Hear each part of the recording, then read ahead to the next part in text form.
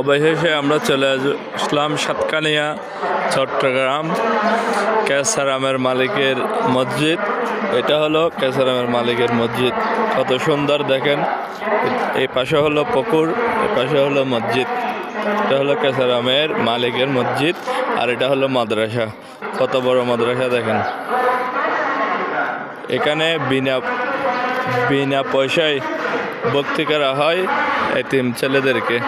বিনা পয়সায় খাওয়া দাওয়া সহ সব কিছু ফ্রি, সুযোগ সুবিধা আছে। দেখেন কেসারামের মালিকের বাড়ির মসজিদটা কীরকম, কত বড় মাঠ। এটা হলো মসজিদ। মসজিদের ভিতরে ঢুকলে আপনি তখন বুঝবেন যে এটা কি কত বড় যে মসজিদ, কত সুন্দর। আর এটা হলো কেসারামের মালিকের বাড়ির রোড। এখানে ভিতরে এই রোড দিয়ে এখানে এসে মসজিদে এসে নামাজ পড়ে চলে যাবে। এটা হলো কেসারামের মালিকের রোড। আর এটা হলো কেসারামের মালিকের গাড়ি। আজকে জুমার নামাজ পড়তে আসছে।